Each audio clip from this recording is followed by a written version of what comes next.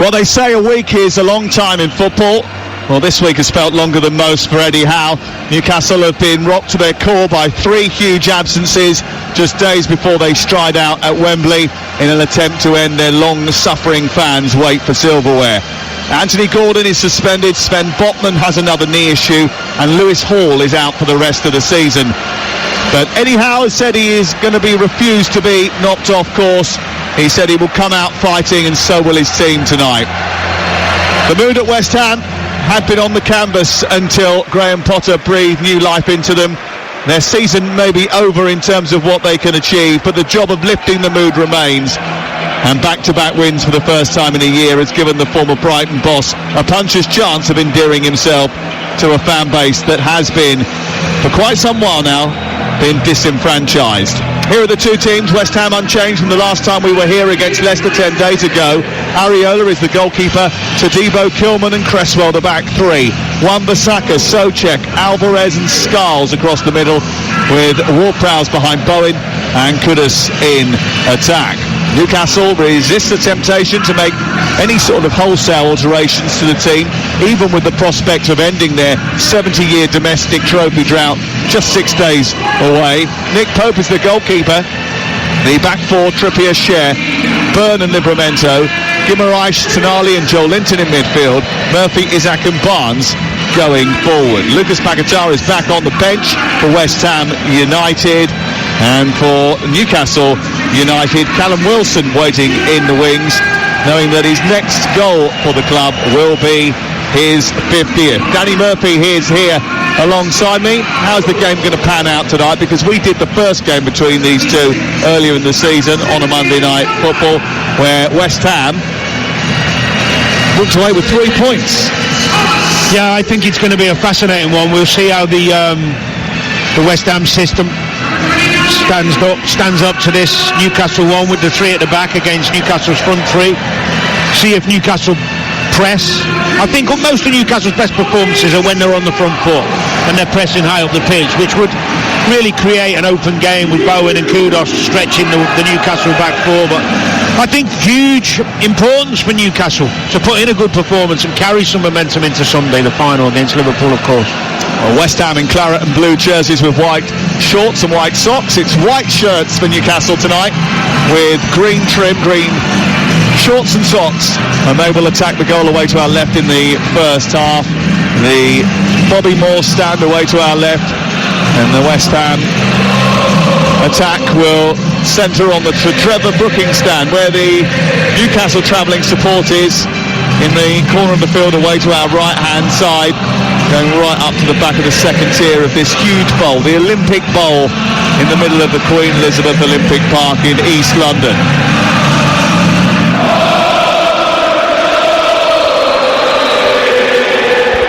There's live football every day of the week. This week on TalkSport, we've got every race from Cheltenham Festival as well, as the horse racing gets into full swing. But right now, West Ham United looking for 3 in a row against a Newcastle team who can't take any more injury blows. And immediately they're on the front foot with Isaac taking the game to West Ham United. Todibo stands up strong to him as he races away down the left channel, loses possession, and then Wan-Bissaka picks it up and takes it forward. The first game between these two this season, West Ham sort of sat back, counter-attack, played Newcastle at their own game really. It was in a period where Newcastle were playing okay but couldn't finish teams off, and that's been the same recently. Here come Bowen into the penalty area. It falls to Souček after the cross from Kudus. He got in behind the defence, Souček, and he brought it down on the edge of the box, but it wouldn't sit up nicely for him, and he's fired it over the top. Bad miss from Souček. See, this is the problem. If Newcastle's fullbacks are going to go and press the wing-backs, it's a 2v2. And Kudus and Bowen, brilliant from on the left-hand side from Kudus, puts a cross in. Bowen just misses it, but there's Souček getting in on the back post, takes a little touch, falling back as he hits it on his second touch over the bar. Poor miss, really bad miss. Usually very good in those positions. Tino Livramento goes in and in advance of Souček. He's playing at left back tonight, Tino Livramento. He spent most of the season playing at right back. He went to attempt to clear that with his left foot. He didn't look comfortable. No, there are situations when you play a the wrong-footed player in a full-back position, that those situations can be more difficult. But ultimately, you can't be leaving your two centre-halves 2v2 with the quality Kudus and Bowen have. I think that would be a huge error. Here is Guimaraes playing it out towards this near side. Livramento picks it up. It's been a fast start to the game at both ends. We've nearly played 2 minutes. It's West Ham United 0, Newcastle United 0. Live on TalkSport on this Monday night. Ball out towards the left where it's collected by Barnes. Barnes in the team tonight for the suspended Anthony Gordon.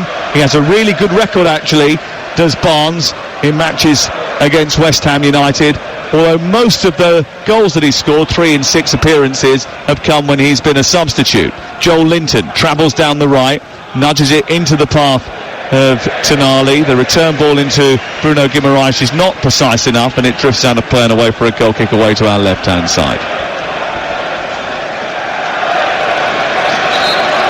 It's always fascinating early on when you see two different systems, how it's going to affect the other team, or a positive and a negative.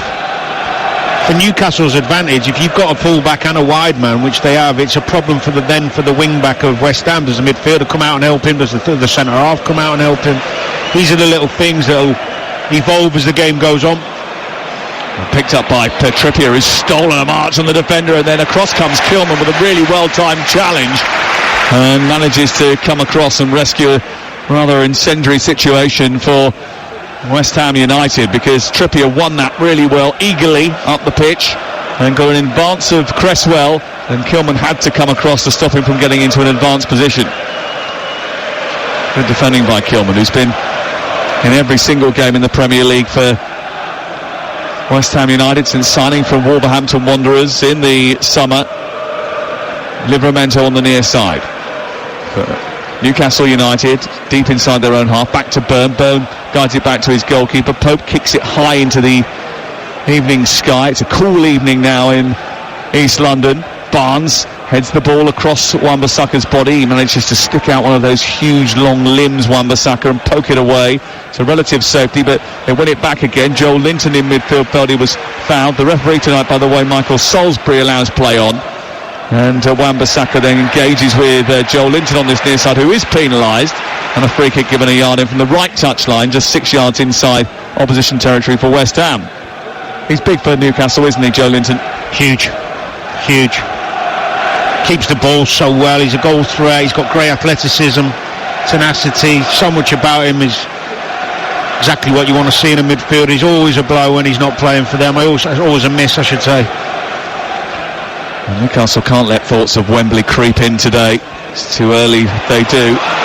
Here is Bowen skipping away from Joel Linton in towards the near post, and it's just ricocheted off the body, I think, of Alvarez. It's gone behind and away for a goal kick, but he came breaking late into the box, got there in advance of the defender, and as the cross came in, it sort of eluded the first defender, I think it was Dan Byrne, and it just whacked him on the chest and went behind.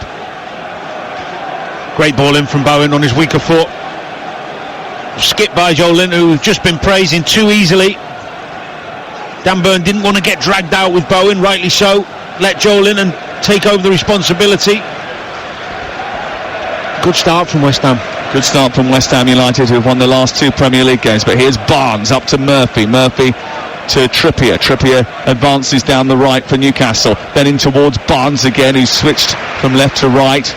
Cut out by a combination of Ward-Prowse and Alvarez, and then the long ball forward is aimed towards Bowen, and he's done well enough to win it despite the attentions of Livramento. Puts it eventually out for a throw midway inside Newcastle territory on this near side, the right.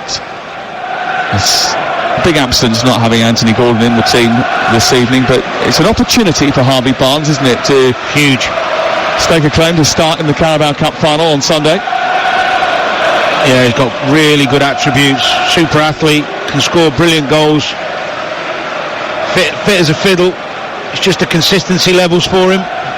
Newcastle's consistency levels have been a bit of an issue recently. They've hit the buffers in terms of form. 4 defeats in their last 6 Premier League matches since mid-January.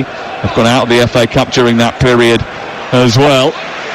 He had won 6 Premier League games in a row before that. Alvarez has sent the ball wide to the left. Cresswell with a cross in towards the near post, headed away, comes back into the penalty area via Souček, and only half cleared by the Newcastle defence, who are a little bit slow in getting out there. Back in by Cresswell to the near post, hooked away by Fabian Schär, who's right on the edge of his own 6-yard box. Comes back to James Ward-Prowse, who's quite happy to sit a little bit deeper tonight and dictate the play. It's played forward towards the right. Wan-Bissaka on to Bowen. Bowen now facing up Joel Linton and Livramento, who both go across to meet him. Infield he goes to Ward-Prowse once again. Down the right looking for the run of Wan-Bissaka. And then Ward-Prowse sends it in towards Jared Bowen. It's been pinched by Joel Linton, and Isak can't escape because across comes Kilman to win the ball high up, and it goes out for a throw-in on this near side. You're listening to Talk Sport. It's West Ham 0, Newcastle 0 on TalkSport with Sky Sports, and don't forget you can stream the biggest Premier League games available with no contract on now, like West Ham versus Newcastle live right now. Search Now Sports. Here's Danny Murphy. Good intensity for the start of the game, Sam. Both teams mean business. And certainly they should do, really. Yeah, they should. Newcastle be in that zone where they need to maintain a little bit of form, or get a little bit of form going in their legs again after what's been a difficult period, and that off the back of an outstanding period, to be fair, over they had Christmas a great run, it was unbelievable, and then just run out of steam a little bit. And West Ham, I mean, if we were completely honest about it, they're not going to trouble anyone in the European places. They ain't going to get relegated. There's not really too much for them to worry about from merit payments for moving higher up the league, and to build a little bit of rapport and ahead of steam ahead of the new season. Here down the right hand side, the ball's been played into the box towards Jacob Murphy. Murphy's cross is just a little bit too ambitious from an acute angle, and it flies behind and away for a goal kick. It's the first, might have been offside actually, Murphy, but at least he's trying to make a run in behind, penetrate. First little glimpse they've had of getting in behind, really. I think it's right what you're saying though about Graham Potter getting on side with the supporters as early as possible. You know, this atmosphere feels really good tonight after some really good results for them. Their home form is the bit that's let them down since he's come in, really. Away from home they've been pretty good. I think we did the Chelsea away game where I thought they were unlucky, and even the game at Villa they played where they got a draw and could have won it late on.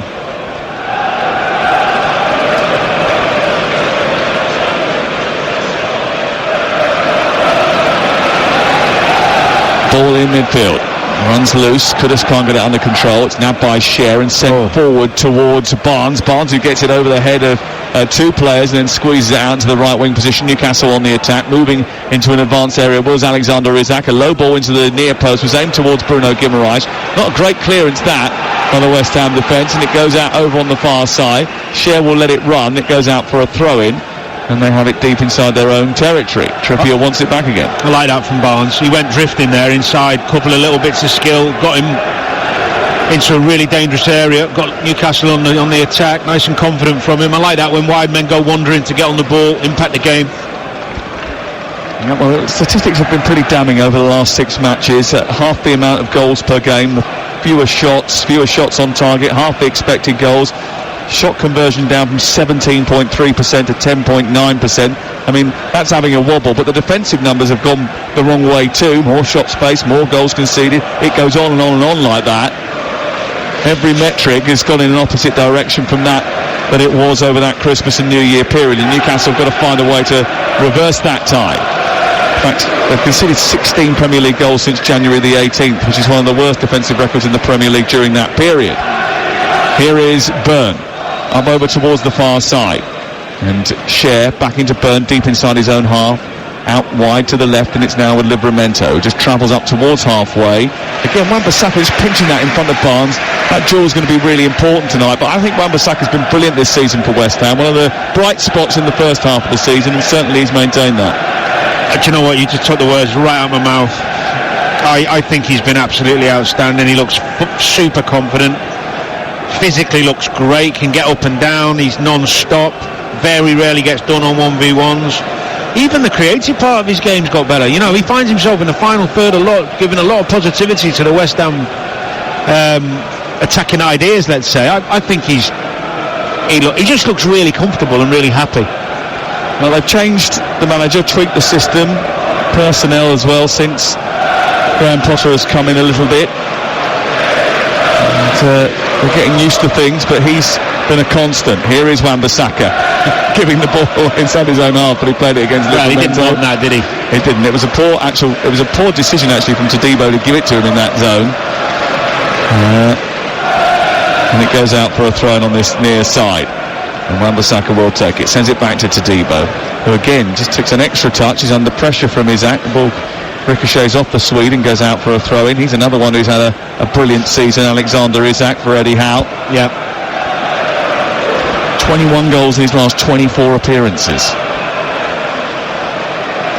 Alvarez sends the ball from the right side of the midfield inside his own half, back to the edge of the penalty area, nudged towards the left by Cresswell, collected by Scarles into Ward-Prowse, then back to Scarles by the touchline. He comes infield, finds Kudus, who drops back into his own half, goes all the way to Todibo and then out to Wan-Bissaka on this near side, into Kudus back to Todibo, keeping possession. West Ham inside their own half. 12.5 minutes gone. West Ham 0, Newcastle 0, live on TalkSport. The Carabao Cup final on Sunday is live on TalkSport. We'll be there for that one. Lee Clark, part of our commentary team. Darren Bent will be with us as well at Wembley as we bring you full coverage of the first showpiece event of the season. Free kick for West Ham, just inside their own half. Clip forward, right down the middle, looking for Kudus. Scher gets up there, then Byrne nudges it back towards Nick Pope, and they'll be cleared away. He needs some minutes and some good performances, Nick Pope, doesn't he? Because he had a few sort of wobbles since coming back from his 2-month absence. It's a bit longer for keepers to get their rhythm, isn't it, normally? Can't expect them just to come in straight away, and that reactiveness and that sharpness. Just talking about West Ham, I find it, the more I watch Bowen, the better he gets. I think it's unfathomable to think that one of the big boys might not come in for him in the summer. It's going to cost a lot. He's got a long contract now. He has, but he's reliable. Gets you goals, gets you assists, works hard, runs teams ragged. Well, he's a terrific player. He's got a big year actually. He's getting married in May. 28, isn't he? He is 28 years of age, yes, correct.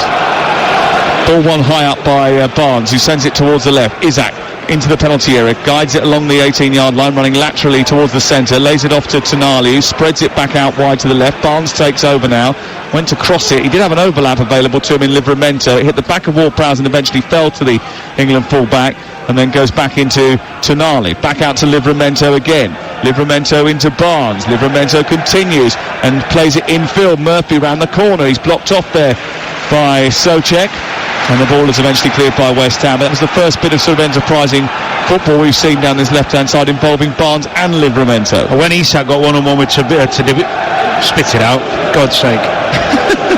Jean-Claude Todibo, yeah. I thought Todibo did really well there, matching him as he cut inside. Moved his feet really lovely and kept the speed with him. Really good defending, it was impressive. Made his first start under Graham Potter against Arsenal, kept his place. He was part of a very tight defence at Nice last year. And he's on a season-long loan this campaign at West Ham United. I might just call him Jean-Claude. We'll let you get away with it. Todibo, right, it's alright, it's just a one-off. 4 yards in front of the halfway line. West Ham have a free kick. It's left of centre. James Ward-Prowse is standing over it. I haven't had too much goalmouth action in the opening 15 minutes after what was a really bright start to the game, where Souček really should have tested Nick Pope. Free kick then. Ward-Prowse being on these free kicks gives them an extra dimension now. Back in the team after a return from Nottingham Forest. I couldn't understand why they loaned into Nottingham Forest in the first place, to be honest. It's clipped forward down the right-hand side, up to Souček, but it's away by Joel Linton. It's headed further clear by Barnes, and it will come to Livramento, tight to the left touchline. He sort of shoveled it infield uncomfortably, found Joel Linton just about, and then Tonali holds on to it, uses it well, and they get out the other side. Down the right they come with Kieran Trippier. He moves over the halfway line. Infield to Bruno Guimaraes. Back to Trippier once more. Anyhow, just standing right on the edge of the technical area, bellowing instruction as the ball goes back to halfway. And Newcastle slow the approach play down and then come out towards this near side with Livramento on halfway. Still 0-0, looking for our first goal of the game. 17 gone. Cher rifles the ball forward, looking to find Isak, but he didn't have the strength or pace on the ball to reach the big Swede. It was cut out before it got to source. It was good from Ward-Prowse, spotting the through ball, spotting the danger. Just filling in those little spaces in front of that back five. Now it's out to Trippier again, over the halfway line. Murphy into Bruno Guimaraes. They'll go to the left now, and a bit of space here for Livramento to run into. He immediately is engaged by Souček. He goes on to Barnes and then back to Livramento. Barnes makes a run on the inside. Guimaraes has come out to join them. He then waits and then goes forward on the inside channel, gets into the area, feeds it into Barnes, and Barnes, well, I don't think he really knew where the goal was there. I think he lost his bearings. Brilliant from Guimaraes. Waited, patient, probing, looking. Great little run from Harvey Barnes. Giving him too much time here, West Ham. He's on the edge of the box, needs some pressure on the ball. He either mishit it or he lost his bearings, one or the other. We just look at the replay now. Inside left position on the corner of the 6-yard box. Yeah, he tries to chip him and miskicks it. He knows where the goal is, he's just mishit it. Yeah, he just seemed to get into such a good position there. It seemed inexplicable that he wasn't going to go further across the goalkeeper. Yeah, or just smash it low with your left foot rather than be so precise. Good opportunity that for Newcastle United. One good opportunity apiece. 19 gone. Talk Sport on a Monday night. Isak now picks it up. Inside right channel, moves out towards the right a little bit further on, and then onto Murphy. Infield it goes to Bruno Guimaraes, and then into Isak again. He wrapped that into Isak from Bruno Guimaraes. Didn't quite reach Murphy, which might have been the intended target. It bounced off the Swede, and West Ham have possession back inside their own territory. With Souček out wide to Skulls, can't keep it in, can he? It's out for a throw-in. Problem West Ham have at the moment, and Newcastle just started getting a foothold in the game because of the fullbacks. And what Graham Potter is asking Souček and Alvarez to do is go. They're playing in a midfield three with Ward-Prowse, and he's asking them to go out to the fullback so the wing-back doesn't get dragged out. And that is a hell of a long evening for Alvarez and Souček to keep doing that. Really difficult. I've played that role. Midfielders hate it because you end up playing wide more than you do inside. Look, they're again 2v1 here.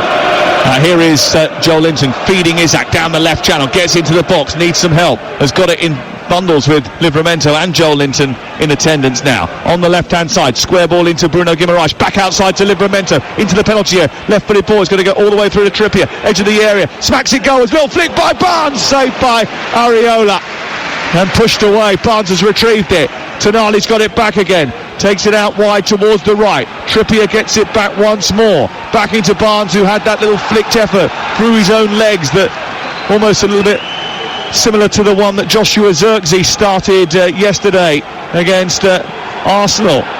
Guimaraes in towards the edge of the penalty area, played into Isak, gets the return, goes down, looks for a penalty, he's not going to get one. Great chance though just before that. Barnes again in good areas. I think he started the game really brightly, Harvey Barnes. This is the potential penalty he'll shout here. No, dive, yellow card. Should be. Yeah, it isn't, so it doesn't go in the referee's notebook. But like you said, the key thing there was the chance that Barnes had, because they managed to create an overload on the far side, the right. There was loads of space for Trippier. He wrapped it through a crowd of players eventually, and Barnes ran across the near post and flicked it with the inside of his right foot coming across the back of the ball, and it was a good save by Areola. It remains 0-0. Ball sent long out towards Jacob Murphy, but it's going to be Kilman who gets there first. Hooked further clear from midfield. There's a collision between Trippier and Alvarez. West Ham emerge with the ball. Kudus has it. Alvarez still down. Referee thinking about stopping the game, but Alvarez is getting back to his feet. Bowen made a run down the left, which, if spotted, would have been quite promising for West Ham. Didn't come off, and it goes all the way back to Areola deep inside his own half. And I think after West Ham had that first opportunity in the game, Newcastle actually have created more the longer the game has gone on. They've settled, they've worked it out. They've worked out where the space is. And Souček and Alvarez have done that much running early on in the game. They can't do the yards to keep getting out to the fullback. So I think eventually what will happen is you'll either ask the wing-backs to go out and match up with the full-backs and let the West Ham back three deal with the Newcastle three, because otherwise they're going to keep getting these overloads wide. He's quite a tactically flexible coach. He is. I expect him to adapt, if it carries on like this, because it's too easy to get out. I mean, his ideal is to control possession, Graham Potter, largely. But wing-backs are always important in this system. He likes them to get up and support the attack as well. But if it's not working like it hasn't been in the last 10 minutes or so, 15 minutes or so since Newcastle have sussed out the system, then usually he will make an adjustment. Ball kicked clear by Areola. Headed away by Byrne, but he's headed it straight to Wan-Bissaka. And here's a bit of room for him now, down this right-hand side, looking to try and bound towards the edge of the penalty area. Stumbles slightly as he went to cross it, then fell over.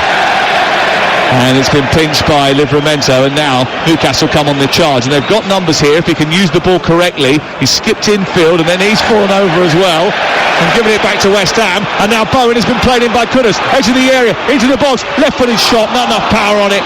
It was saved by Pope down in front of the goal away to our right, almost spilt it for Kudus to come and attack a loose ball, but he grabbed it at the second attempt. It's like dancing on ice. Everyone's at it. The only thing that didn't happen there was Bowen finding the net, because in those positions he's one of the best. He just kind of got the ball stuck underneath his feet, couldn't set it out into the far corner.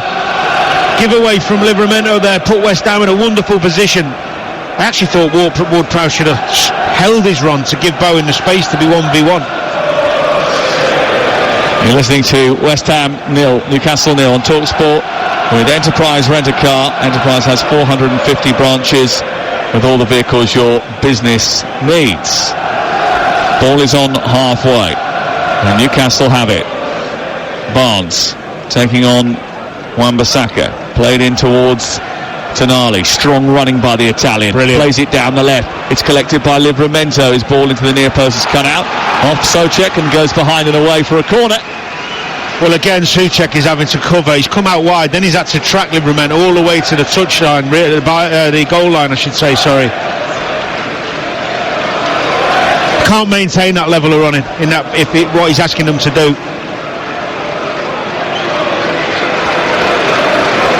Well, corner being taken on the near touchline by Kieran Trippier. So far, one shot a piece on target in the game, one shot a piece off target in the game. This is the first corner kick that anyone's had so far tonight.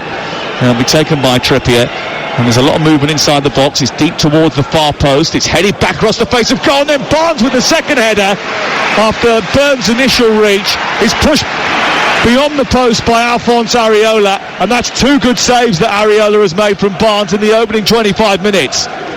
Yeah, it's two good saves, but Barnes has got himself in 3 or 4 really good positions, getting himself in really good goal-scoring positions off that wide left mark. Something crucial for wide men to do is keep getting themselves inside, closer to the goal where they can get those type of goals. Been really impressed with him, really bright start for him. Scores more goals against West Ham than he does against anybody else. Hasn't scored yet tonight, but he's certainly made sure that Alphonse Areola's reflexes have been tested.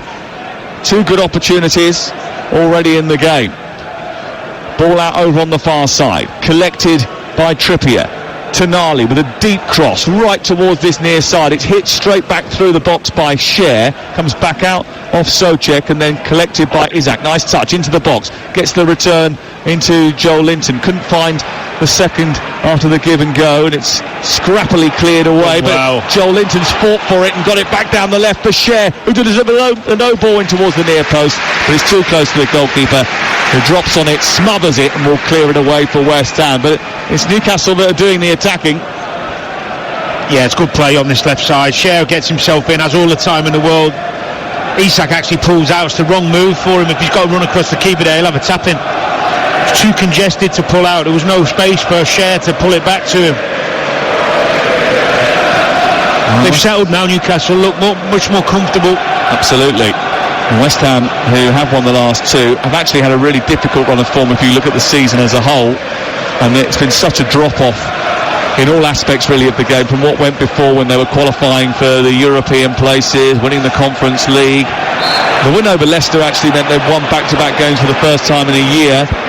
It's unlikely, it was always unlikely, that they were going to win 3 games in a row. There's still an opportunity for them to do that, but it was going to be a tough task against a Newcastle team with their recent history as well. Well, they still look a threat. The thing is, in this formation, when you've got the ball and Newcastle are trying to come after you, you've got that 2v2 with Kudus and Bowen against Share and Burn, which is a real threat for them, but they haven't had enough good possession of the ball in the last 10 minutes.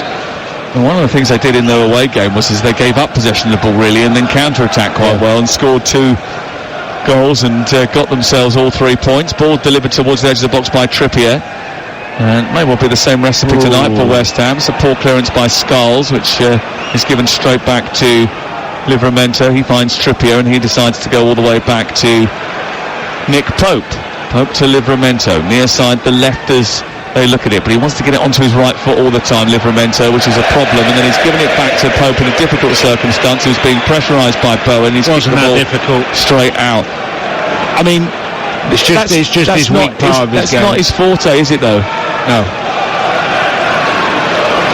I think you should be comfortable enough on these pitches to fizz it back to your goalkeeper and expect him to have either foot, get it up the pitch.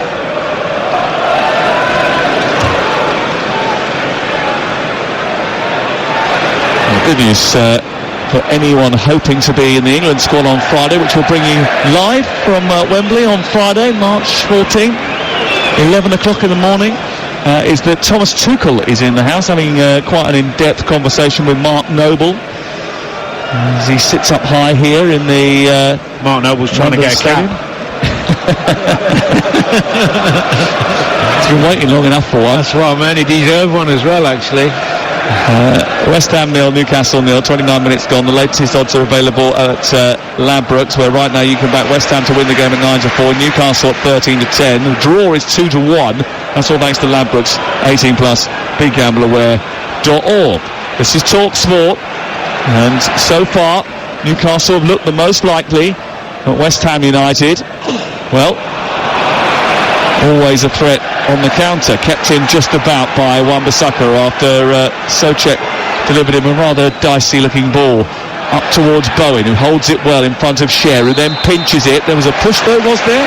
Free kick has been given in West Ham's favour on the halfway line. They don't take it long, they go quick and short and look to try and build the play again. Kilman then turns it back to Todibo. He plays it infield. It's a risky ball into Ward-Prowse. It's a nice touch round Livramento by Wan-Bissaka. Then on to Souček. Step over by Bowen. Good awareness. Bounce Kudus, who tests the palms of Pope from 20 yards. He pats it down and makes an easy save. But the intelligence of Bowen, just to know that he wasn't able to nick that, but if he left it and it ran through, it would come to Kudus, was pretty joyous to watch. It was a good move all round. Good play from Wan-Bissaka. And once the ball goes into these two, you know they've got the creativity and the technical ability to cause you problems. Really clever from Bowen. Decent strike, just straight down Pope's throw. Here to go again. Kudus bounding forward again, gets to the edge of the area, still looking for his first goal since Graham Potter took over. Mohamed Kudus, he's lost it there, and it's been played out towards the far side, and now Isak is running at the defence, and it's Isak versus the West Ham defence. He feeds Bowen, edge of the area. Brilliant intervention from Wan-Bissaka, who made up the ground and then dived in and just about got enough on the ball to steer it out of Barnes' path. Such a wonderful recovery tackle. His athleticism to get a touch on that ball. It was the right ball from Isak. Barnes had made another great break.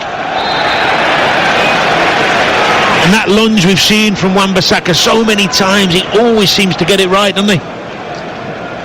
Those telescopic legs are quite an asset, aren't they, in circumstances like that. It was played in by Isak, and he looked favourite Barnes, but the ball was just sort of slowed up, and that allowed Wan-Bissaka to time his intervention perfectly. He didn't exactly steer it clear of Barnes. What he did almost was play it onto Barnes, which meant that everybody had to slow up, and by that point, on his back, he really helped his team out.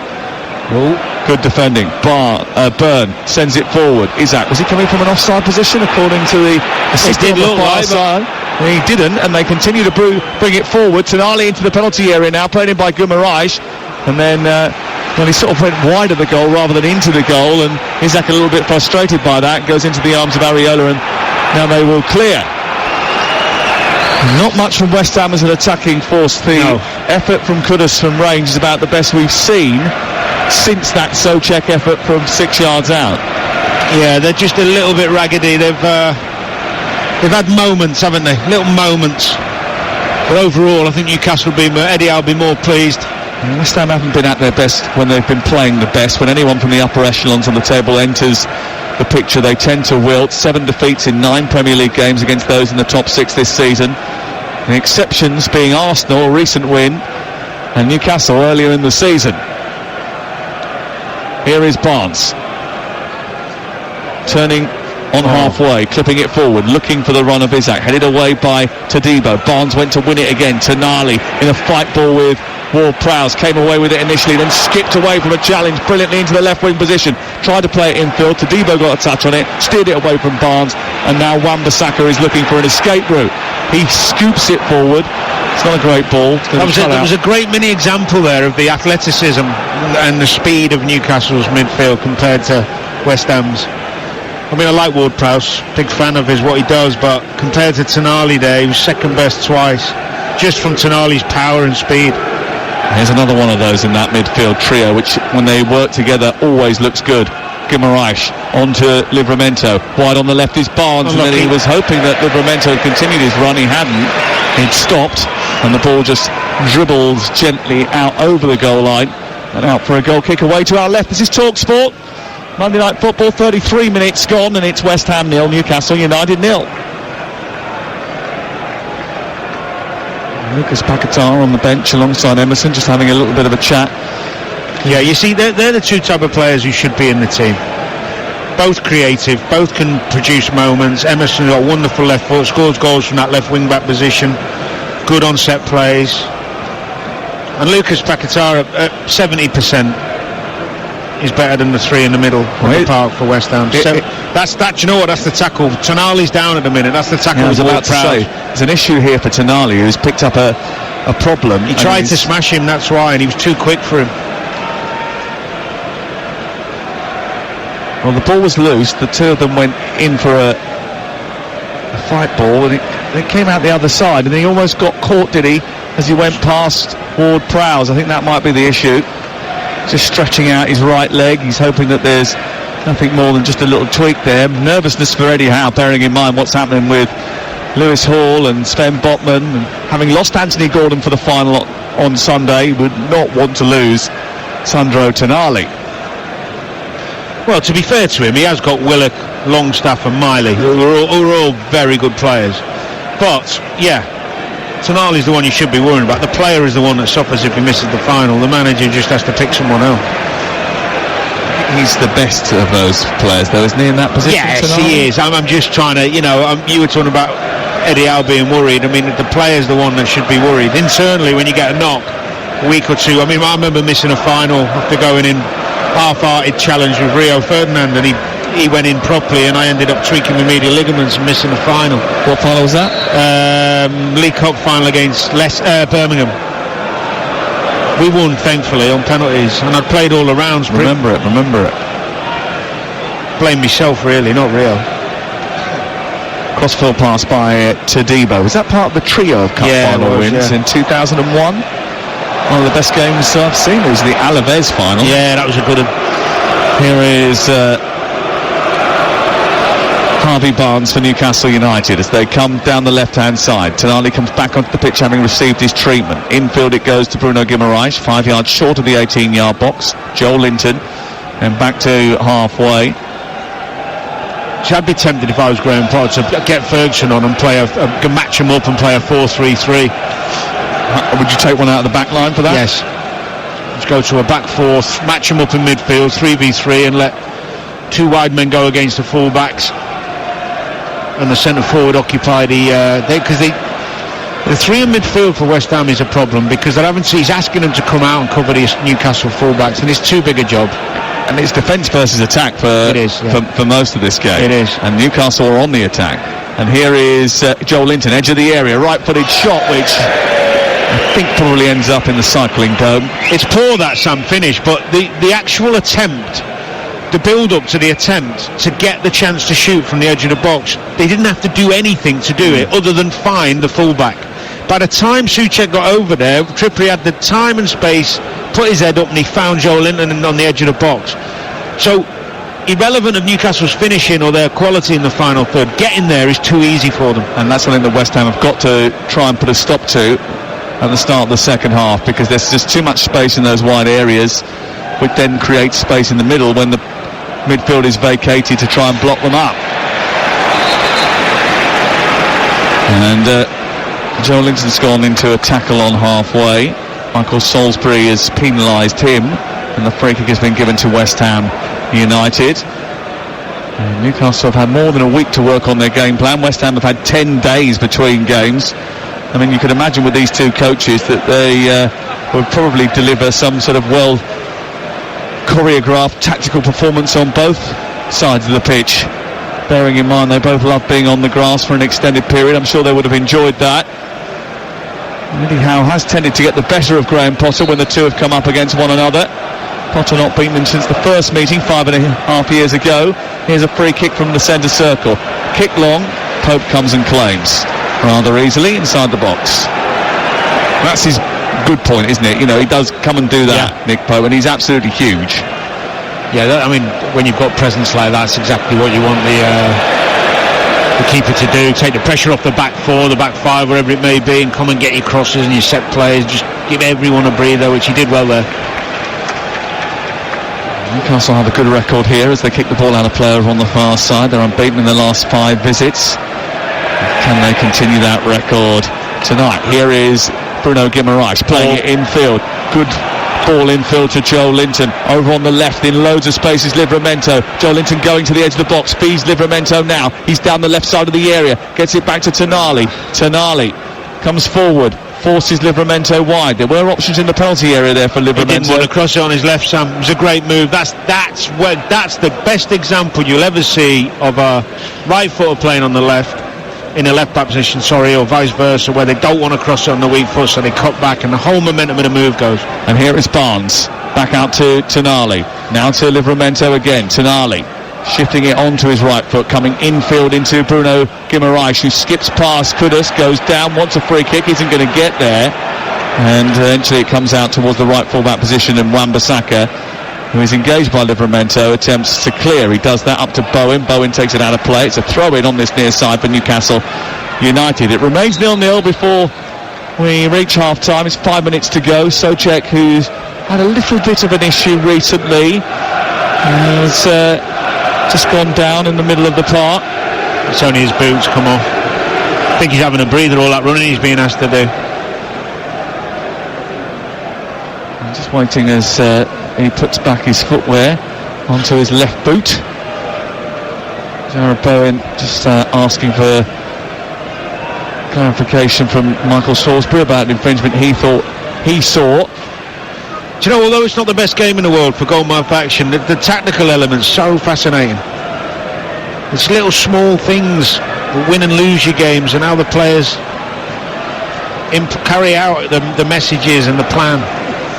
Isaac down the left for Newcastle. He's come out wide to receive the ball. Joel Linton into Tonali, and then the ball by Tonali out towards Isaac was never going to reach the Swede. It was cut out by Todibo, and it's out for a throw-in on this near side. 5 minutes before half-time. Isaac hasn't really had a sniff of goals so far. He's looking for his 20th Premier League goal of the season. Only one player in Newcastle's recent history has scored 20 Premier League goals or more in multiple seasons in the Premier League, and that is... Well, do me a favour. He's at the top of every list. Alan Shearer. Pope. Oh dear. He's done a little bit of footwork to take the ball away from Alvarez. Alvarez has gone out to the left-hand side to block the pass to Shearer, and then he just sort of fell over and collapsed in a heap. Not like you coming out of the pub at the weekend, then. I was very well behaved this weekend, actually, I'll have you know. and that despite going to a rather boozy 40th birthday party. Here is Livramento down the left-hand side, getting towards the edge of the penalty area, plays it into Barnes. Barnes now facing up Souček, sends it to Murphy. Murphy cracks one, hits Cresswell, who blocks it. Did take a whack for his sins, and it goes out towards the far side, and Kudus is pushed out by Tonali. It's out for a throw-in on halfway. Need to get Kudus on the ball more. The way he protects the ball, moves the ball, gets the ball up the pitch, not got him the ball enough. It's kind of been a bit like that though, hasn't it? You know, even with Newcastle United, a lot of their efforts have been sort of from the edge of the penalty area or from just wide of centre. The two Barnes chances, the exceptions to those, but apart from that, a lot of the play has been the approach play that has been the impressive stuff, and then there hasn't really been enough for Areola to do apart from the two Barnes saves. No, I still feel that the Newcastle players have stretched this defence of West Ham a lot more than the other way around. I mean, if Livramento had a left foot, or if you had a left back there, Lewis Hall playing there, so many times they've had space in there to whip it in, and he's come back on his right foot. But yeah, I know what you mean. It's not been swashbuckling, has it? No. It started well. Yeah. Certainly did. We had a chance inside the first 25 seconds in which Souček sort of found himself inside the box after a mistake by Livramento. Meant that he could get the shot away, but it sort of came in very quickly. Kudus is running through now, and he's with Trippier, and he's got there ahead of Trippier, and he's into the box. Can he turn on it? No. Livramento is back. Bowen joining his shot. He's cracked away by Byrne, and that's really what West Ham can do. That would have been smash and grab, and they did create a chance. And that chance came from Mohamed Kudus. One ball up to him. It was just a big long ball that Alvarez flicked on, and Kudus was in, and he tried to do the right thing. He tried a little nice spin and protect the ball so he get his shot off.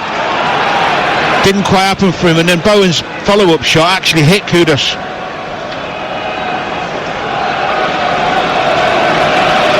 Ball out far side, collected by Skulls. Up into Kudus. Kudus out wide towards the left, and now it's picked up by Ward-Prowse and switched from left side to right, taken down out of the sky by Wan-Bissaka. Into Todibo with a cross, headed away by Byrne, and then it's collected on halfway by West Ham's Max Kilman. Just 90 seconds to go before the conclusion of the first 45 minutes that I think Newcastle will be happier with, but a little bit frustrated that they haven't taken the lead in the game. Here is Bruno Guimaraes over the halfway line, charging forward, looking to push it into the path of Murphy. Murphy is not going to get beyond Cresswell there, who did enough to block him off so that he couldn't chase after the loose ball. Kilman tidies up, and West Ham have it deep inside their own territory. Ward-Prowse, just a dicey pass back towards Cresswell, who's being pressed by Isaac. Joel Linton now trying to get hold of possession. He's done that down the right-hand side. Scholes comes across, wins it back, and eventually it's cleared. It's given straight out of play over on the far side. And Scholes wasn't ready for the return ball, and it goes out over on the far touchline for a throw-in. They've not had any attacking threat down that wing-back, Scholes side, the left wing-back.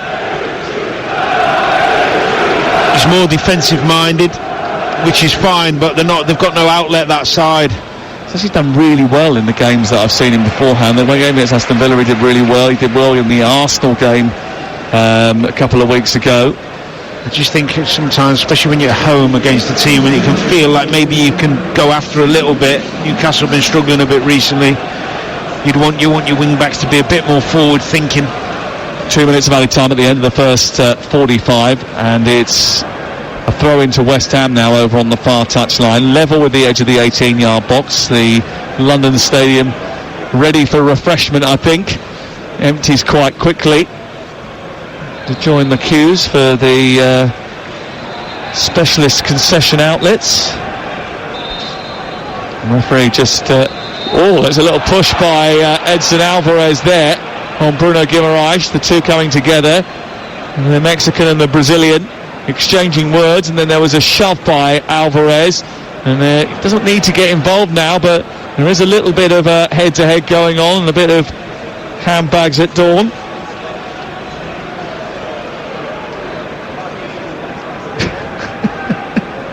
You never played that game?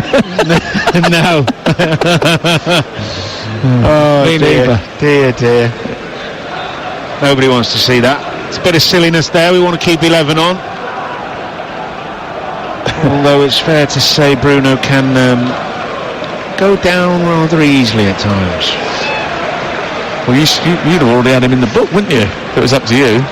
For diving, There was exchange of words. That went on for a little while. And then Alvarez went over and then just pushed him to the floor. Oh, come on. Alvarez went down. I mean, it was a really hefty touch, Danny, that. I mean, oh, God. It's a knockout blow, wasn't it? Don't like to see that. Nobody wants to see that now. It was a little bit of theatrics from Bruno Guimaraes, which was an attempt to get his fellow, I was going to say South America, but Mexico's Central America, isn't it, into a spot of bother. 47 minutes have been played. The referee's had enough and he's called a halt to proceedings. Both these two teams have had a long time to think about this game plan. So far, no one has made the breakthrough. Newcastle certainly had the better of it, despite the fact that Thomas Souček could have opened the scoring within the first 30 seconds. But Harvey Barnes has had two really good opportunities, both saved by Alphonse Areola, who's had a good start to the game.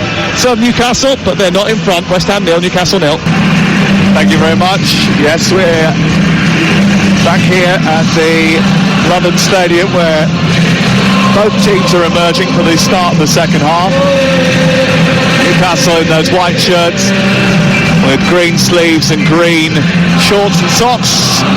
West Ham United in claret blue tops with white socks and white shorts, attacking the goal away to our left in the second half. Newcastle attacking their supporters. And we are underway with West Ham's record against Newcastle already looking pretty abysmal, really. 2 wins in 11 meetings in the Premier League since 2019. Both of those have come away from home. Well, what do they have to do to try and earn a rare win here in the second half, Danny? I think they've got to keep the ball better when there are turnovers. They've got to get the wing-backs higher up more often. Try and put a bit of pressure on the back four of Newcastle. Or have a change of system, which will allow one more player to be up there and make it a more compelling game. Make it more attack-minded for them, instead of being content with what they've got, hoping for the front two to create a bit of magic on a breakaway. You know, it's a little bit negative for my liking. Well, so far no changes from either of the two teams, and no changes in system as of yet from West Ham United. Maybe the tactical idea might change. We'll keep an eye on it for you, because it certainly looks as if the first few minutes of the game, Souček and Alvarez were closer to the front two than they were to the wing back. So we'll see what happens. Here is Cher on the near side. You can see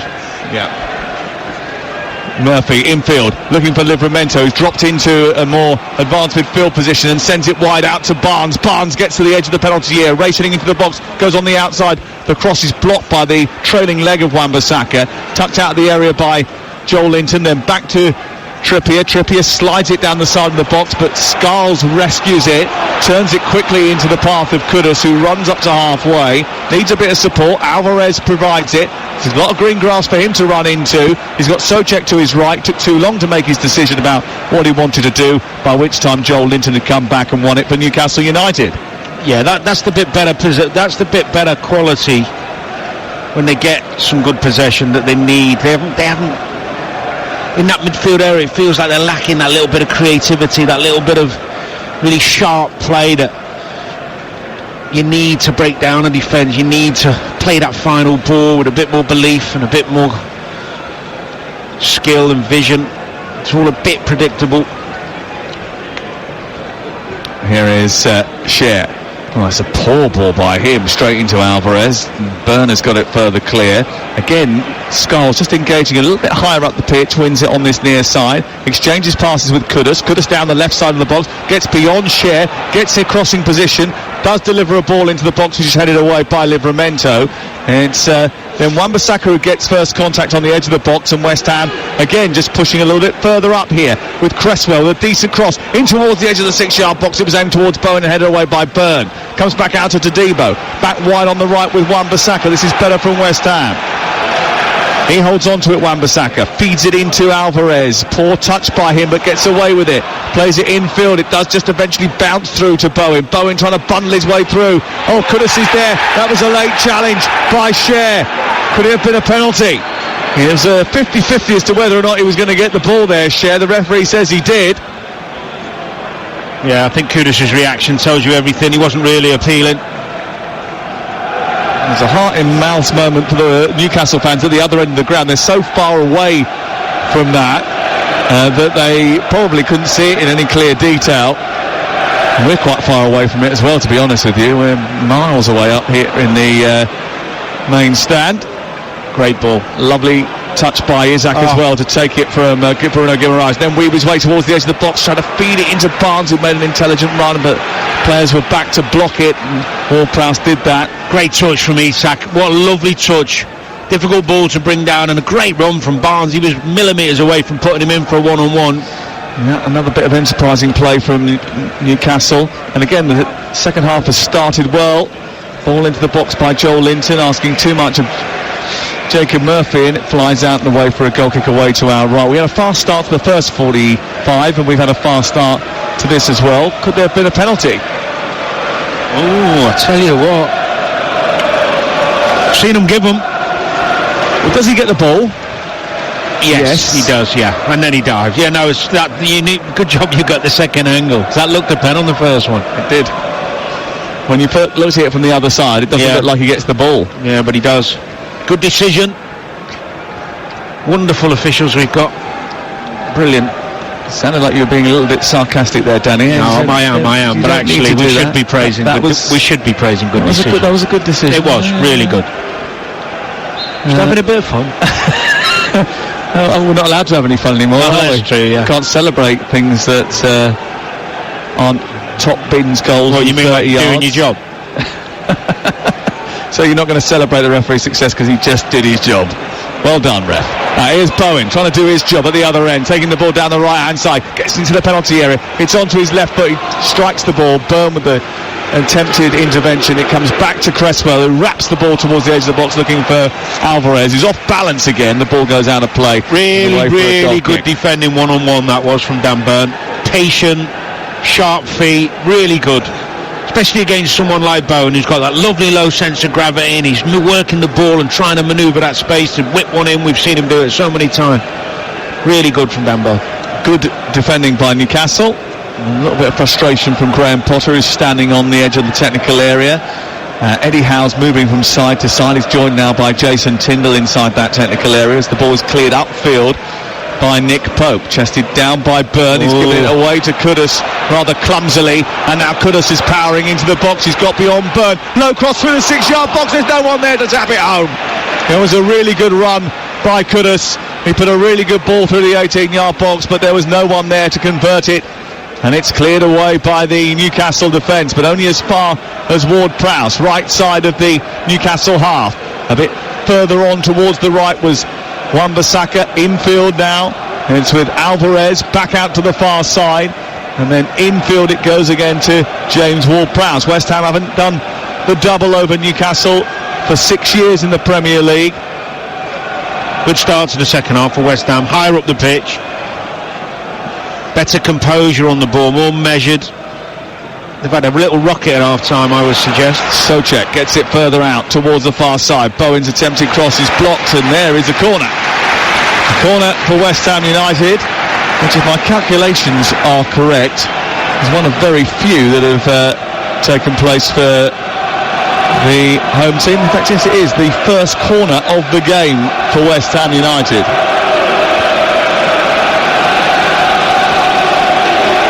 That was a great ball into the box by Kudus, wasn't it, going down the left-hand side through the 6-yard box, and it just literally cut it in two.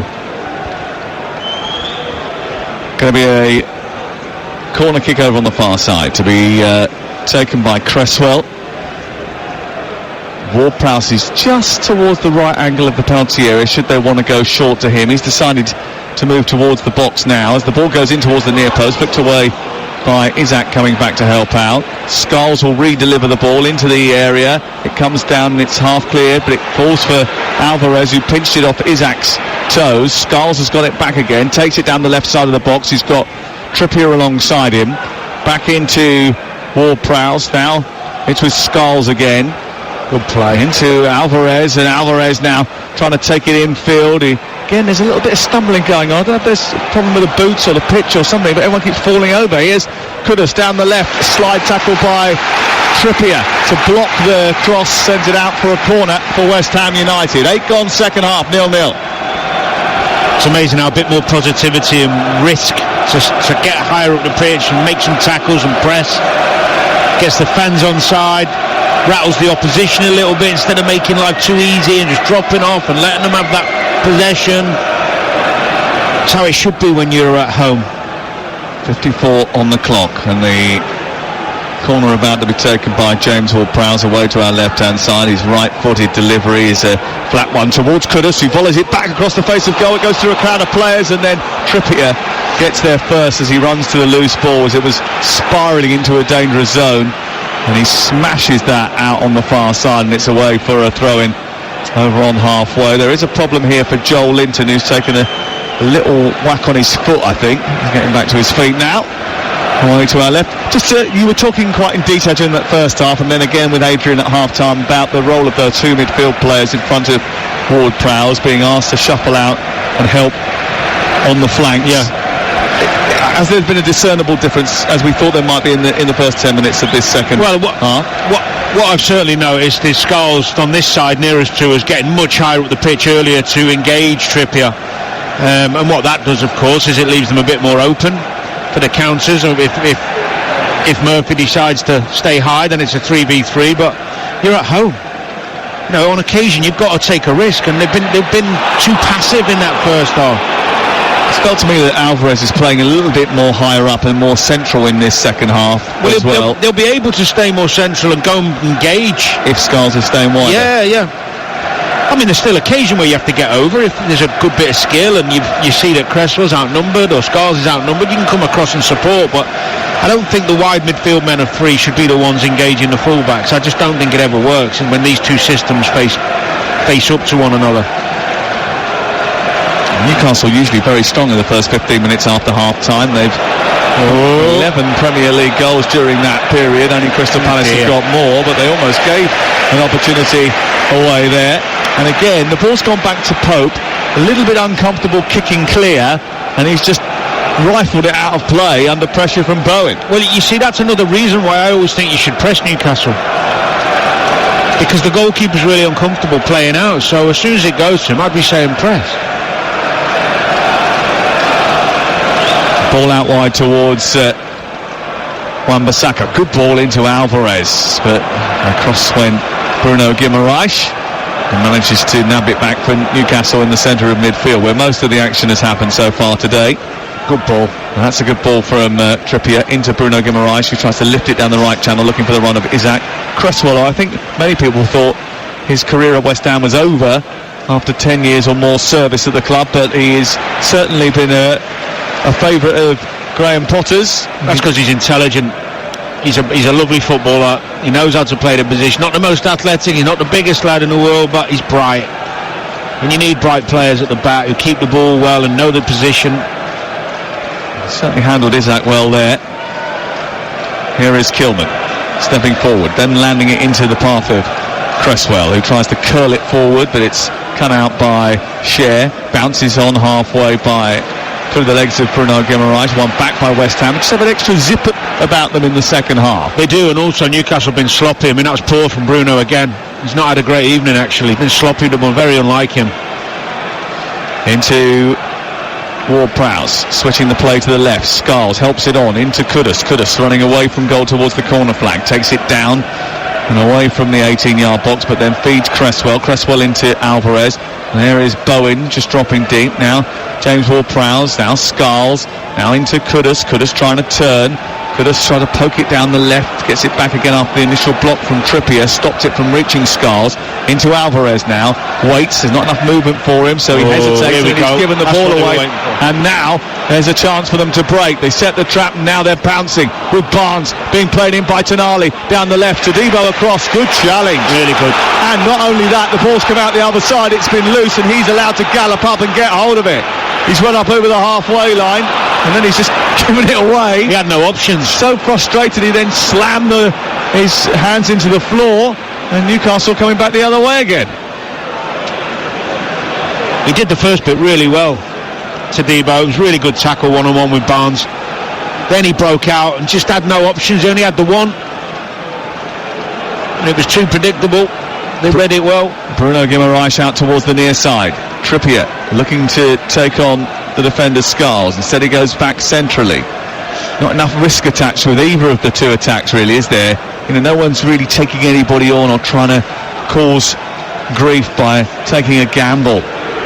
Here is Tonali into Isak. Isak will surely try to do that. He feeds the ball out towards his near side after showing great balance and good control of the football, though when Murphy then feeds it to Trippier, it's too close to Cresswell, who'll clear it out for a throw-in on this near side. Too predictable is the word. See the overlap coming, you know, try. He's a decoy, then you've got to play into somebody's feet in the box, all a bit predictable. Yeah, feels a bit like that from both teams. 59 minutes on the clock on Talk Sport, and we're live on the Monday Night Football. Here is Murphy. Murphy's cross is blocked, it's out for a corner, and it remains West Ham United 0, Newcastle United 0 on Talk Sport with Sky Sports. And don't forget that you can stream the biggest Premier League games available with no contract with Now, like West Ham versus Newcastle. Search Now Sports. See, what you'll find, Sam, as well, is if West Ham keep up that little bit of positive play, that high line, and go after them, get the wing-backs pushed on a bit, let the midfielders press on a bit, you'll get this more end-to-end game, more open space, and Newcastle finding the space on the counters. Corner kick to be taken by Trippier on the near side, the right. He drives the ball deep towards Byrne. It's a poor header by him, actually. It was almost a free header, really, and he could have just sort of powered that back into a dangerous area. He almost ended up looping it right up into the arms of Areola, who collected it and is able to clear. Well, Newcastle 4 points better off after 27 Premier League games than last season, but they were on a really good run towards the end of that campaign and would have got a Conference League place had Manchester United not surprised everyone and won the FA Cup. They probably need a similarly strong end to this campaign if they're to reach the Champions League. A win tonight will take them level on points with Manchester City. A West Ham victory takes them above Tottenham and Manchester United. Here is Bruno Guimaraes. 0-0 the score. That's the ball. Out towards the right and Murphy. Murphy galloping into the penalty area. A low ball into the box. It's clawed away. Comes back towards Isak. It's over the top. A brilliant save by Areola. After it took a deflection off Kilman, it was almost an own goal. And falling backwards, he's clawed it away from the line so athletically and so brilliantly. And then Isak couldn't follow it up. Well, we talked about Bruno. He's onside. It's a wonderful ball from Bruno to Murphy, who fires it across from the right-hand side. It's a missed kick from Kilman, I think, going into the top corner. Miskicks it. That's a brilliant scoop from the goalkeeper, and palms it. He actually scoops it to Isak, who's a bit high for him. Can't manoeuvre his feet high enough to get over the ball. What a brilliant save that is. That's an outstanding save from Alphonse Areola, who earlier in the season was dropped by Julian Lopetegui because he mishandled so often in a game against Tottenham Hotspur that he cost them points. He earned his place back after Fabianski picked up an injury, and he's been there ever since. And he's made a brilliant save there. He stopped a certain goal. That ball going across the face of the area, it caused West Ham all sorts of problems, didn't it, that delivery from Murphy. Kilman couldn't sort his feet out. No. And it went over the top and it was heading into the goal before Areola went up diving so acrobatically to his right to claw the ball away. See, and even that run from Murphy in behind, because Scholes wasn't as deep, there's more space for Murphy to then run in behind God, my brain's gone. Okay, we'll come back to it when you've rebooted it. Cresswell, sorry. Here's Murphy back infield to Nali. Out wide on the left is Barnes. Barnes with a low shot, blocked by Todibo. He'll get it back again here, Barnes. He flicks it in towards Bruno Guimaraes, who's beaten the offside trap and poked it home at the far post. He's nudged it beyond Areola, and he celebrates in front of the Newcastle United fans. Bruno Guimaraes diving in, brilliant ball from Barnes, and Newcastle United celebrate the opening goal of the game. They think it's offside, the West Ham players. It's tight. Whether or not it is, we'll wait and see, but what a little pass that was into Bruno. Really good ball by Barnes. Yeah, he's been good, Barnes. Adrian and I were talking before about, is this an opportunity, an audition for him? Let's have a look on this replay. Well, the first shot comes back to him, and then he stays in. He's just in front of Alvarez. I think it's Scholes that plays him onside. Plays him on. Yeah, Scholes plays him onside, just a little bit too deep. They've checked it. What a ball. Michael Salisbury just engaging with his video assistant referee, Alex Chilovic. Are they going to make any amendments to the decision of goal? No, they are not. West Ham 0, Newcastle 1, and the first strike comes from the boot. The push. Bruno Guimaraes. That's what they're concerned about now. Isak takes it Alvarez away, is that right? As the ball comes up, Kilman takes Kilman away. He pushes challenging for the ball. He pushes him so he jumps under the ball instead of being able to head it. How's that not a foul, by the way? Well, I don't know. What was the level of push? Because you were saying earlier on that physical contact is physical contact. Yeah, you're right. Let's leave it.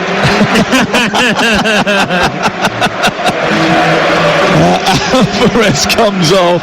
I've only seen one replay, Sam, but it did look a push. Yeah, we'll have a look at it again, hopefully. But it certainly will generate debate tonight as Carlos Soler comes on for Souček and Mavropanos comes on for Todibo. So 3 changes immediately after the goal has gone in by Graham Potter as he looks to respond to this, and West Ham behind against Newcastle by 0-0. And if you've seen it and want to react to it, and you've heard our description of it and want an explanation from Jamie O'Hara and Jason Cundy tonight, 0371722 3344.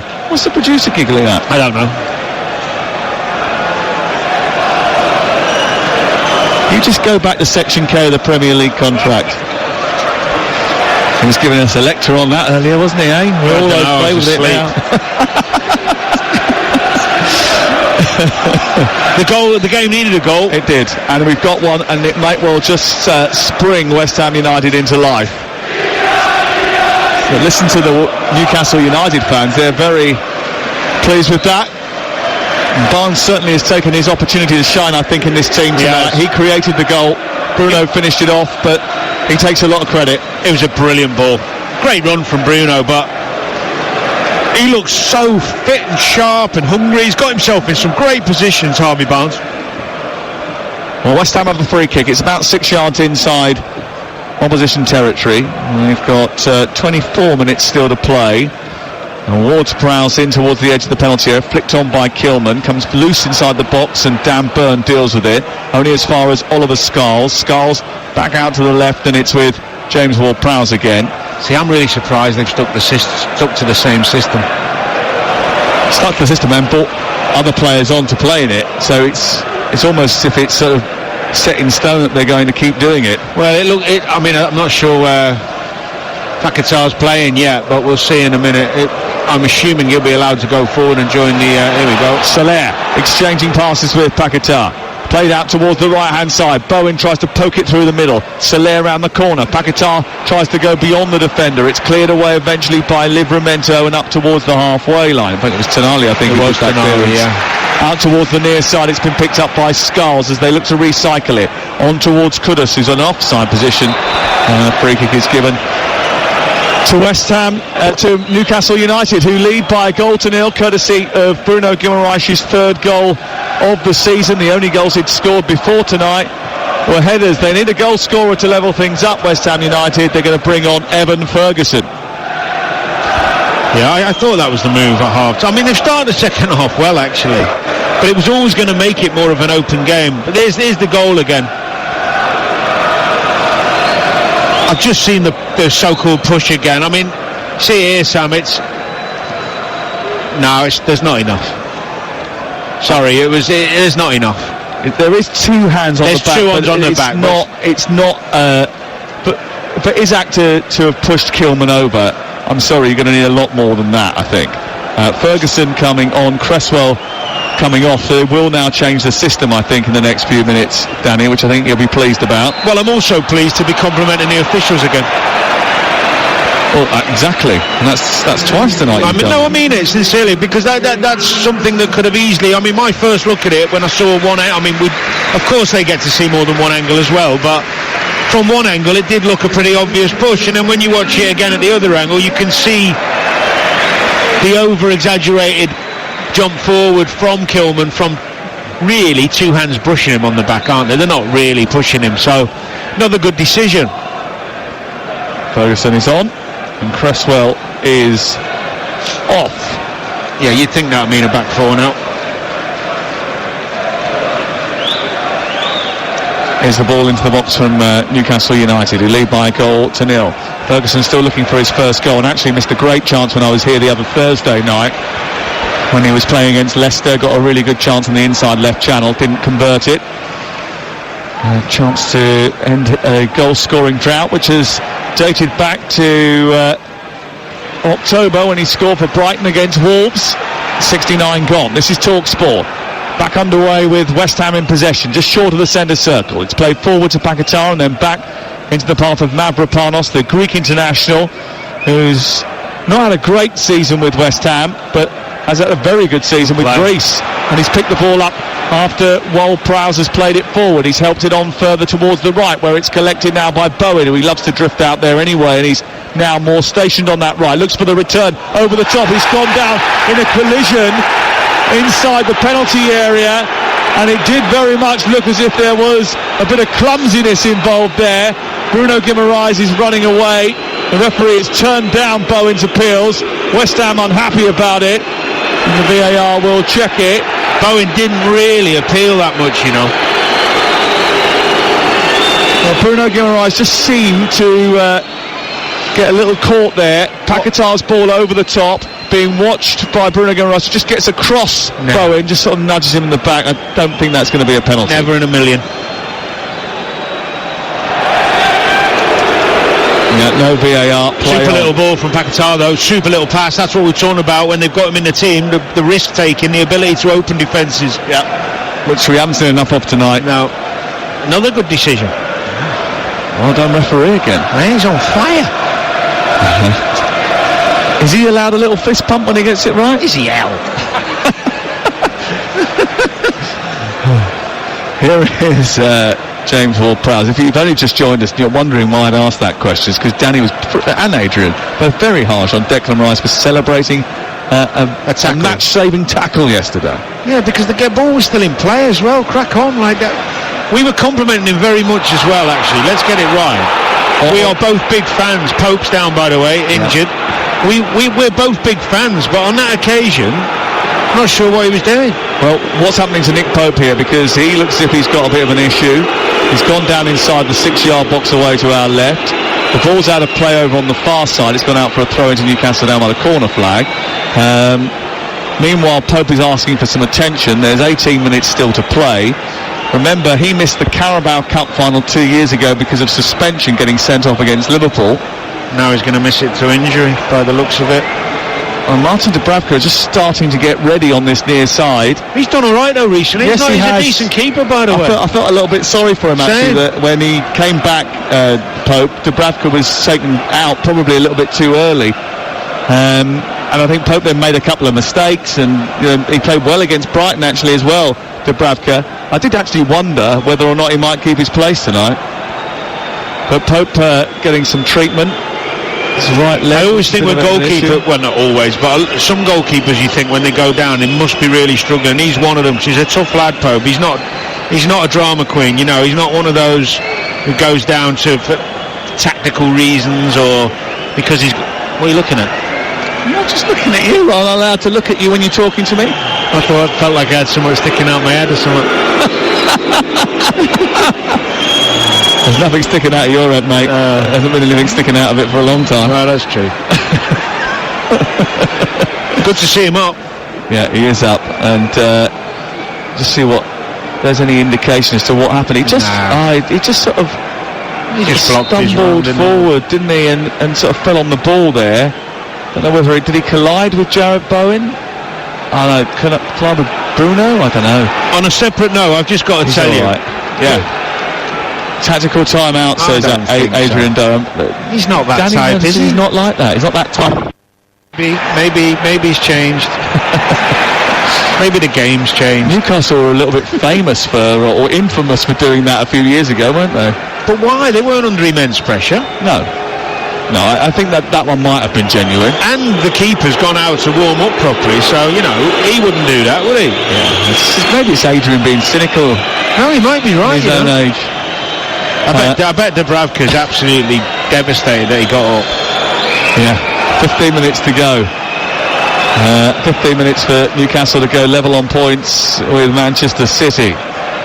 And they will like that. They will like that a lot, especially bearing in mind that over the next few weeks, after the Carabao Cup final, they've got Brentford at home, Leicester away, Manchester United at home, Palace at home, Aston Villa away.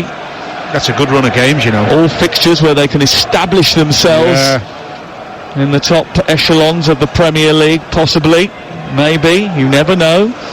Nothing is taken for granted in the Premier League. Here is Soler, playing it round the corner for Bowen, looking for an equaliser, shoots from a very long way out, hits the back of Byrne, it ricochets for Isaac, who takes it down and runs out towards the far side. Here he goes. He's got 6 players alongside him in claret and blue and no one backing him up. He ends up taking it right over to the far side, takes down Jared Bowen. Great defending from Bowen. What an attitude he's got. And they get the ball back, West Ham United. He's got a great attitude, he's terrific, and just wonder whether or not he's going to be in the England squad come next Friday. I'd be amazed if he wasn't, with Saka missing. Yeah. Well, there's a lot of people that want to get into that squad nowadays, and Thomas Tuchel's got to whittle it down to 25. Ball deep towards the far post. Skulls is coming in at that far post, but it was a real stretch for him. Never able to get it back across the face of goal, and out it goes, and away for a goal kick away to our left. So 15 minutes to go. West Ham United trailing by a goal to nil, and after winning back-to-back games, all of a sudden there's a little bit of frustration in the air. They're frustrated with Nick Pope as well, once again, who's taking a bit of time. I'm really surprised, and that also the fact that Haig could be right, but yeah, I'm really surprised that he's okay. I thought he'd really damaged himself there. He's kicked it long up towards the halfway line, where Kilman has beaten Trippier in the air. The ball's gone straight out of play. There's no urgency from Newcastle now to get the game restarted. They want to take the sting out of the encounter, try and get to the 90-minute mark without any real problems. Callum Wilson is about to come on. I think that will be done. Yeah, sensible. Don't want to risk anything at this stage. Great ball. Lovely ball out from Murphy towards the far side. Well watched by Wan-Bissaka, but he's headed it straight to Livramento. Numbers over here for Newcastle United, who are getting players forward into the box now. Barnes travels infield, plays it to Murphy again. Murphy, there's a good ball to him, takes it towards the wide right position. He's being chased by claret and blue shirts. Bruno Guimaraes bursts into the right channel, a little back heel. Not entirely sure he was trying to do there. Maybe he was trying to get a deflection off Kilman and win a corner. But it goes straight out of play and away for a goal kick away to our right-hand side. So it's West Ham 0, Newcastle United 1, and Callum Wilson and Joe Willock about to come on for Newcastle United. I think they're going to have to improve their squad in the summer. I think Wilson's probably going to leave in the summer, go on to pastures new. I think they're going to have to somehow try and find a way if they want to remain competitive, especially if they've got more games that they have to play next season in Europe. Newcastle. Yeah, that'll be a determining factor for so many managers, isn't it? How much depth you need if you are going to go on a European campaign, of course. And they made the third fewest changes to the starting 11, which showed you how Eddie Howe has relied on such a tight-knit group this campaign. but the 3 absences rocked them this week. I mean, they were big absences because they've only really got one out-and-out left full-back, and Lewis Hall not available now for the rest of the season. And it's going to happen more and more often if you're playing more games, and they will be doing that next season almost inevitably now. 78 minutes on the clock, up towards Bruno Guimaraes. Evan Ferguson trying to win it from the wrong side, gives away the free kick. Bruno Guimaraes goes down looking as if he might need some serious attention, although I'm sure he's just fallen over. And on comes Wilson and Willock. Barnes coming off and Isaac coming off, protecting the 2 assets ahead of the Carabao Cup final. Well, you say that. Do you know what? I think Barnes has been terrific, and maybe because he hasn't started so much, they're thinking of bringing him off. You might be right, but the other thinking is, I'm going to get Willock on there just so he gets a bit of game time in his legs ready for the final. Just don't know with Eddie Howe. He's got to be pleased with Barnes, though. He was a real threat. Looks fit, looks sharp. Didn't look like he was rusty in any way. Isak obviously is a more predictable substitution. He's the one you do want firing on Sunday. Graham Jones just putting his arm around the back of Isaac and encouraging him, slapping his hand as he comes over towards the near touchline. Currently West Ham 0, Newcastle 1. The latest odds are available from Ladbrokes, where right now you can back West Ham to win at 20-1. The draw is 9-2 on, and you can back the draw at 19-5. That's all thanks to Ladbrokes, 18+, begambleaware.org. Ball out of play on the near side. It's with Newcastle United, who have the throw-in down their right as they look at it. West Ham United need to try and find a way to get back in the game. Newcastle trying to manage the game out. Murphy round the corner, lovely little turn, ball back in towards the edge of the 6-yard box. Soler is there to tidy up because that was coming through to Willock, and it's cleared away. That was a lovely little graceful turn by Jacob Murphy. Was nice take, wasn't it? I saw his brother yesterday playing for Portsmouth against Leeds, and he was in great form as well. He's had a good season, Jacob Murphy. He's on the ball now. Oh, good feet. Kudus trying to get away from Tonali. Didn't like the fact that Kudus had shown good feet, and as a result wrestled him, gave away a free kick, and it's back with West Ham United again. Mavropanos moves forward, cups inside, being watched by Willock. Willock pinches it, turns it over, gives it to Wilson. Wilson needs support, played it short, and then it's going to break for Willock, and then Wilson comes across and wins it back and forces a throw-in over on the far side, and after messing up the initial play, he's actually done well to win it back. I've been impressed with Tonali as well tonight. Yeah. Covered so much ground. Looks so sharp and fit. Well, you need to be so fit to be in this team. He demands it, Eddie Howe, and he really is, isn't he? I mean, he's up there with probably the biggest runners out the lot. Good sharp feet though as well. Nice in possession, calm.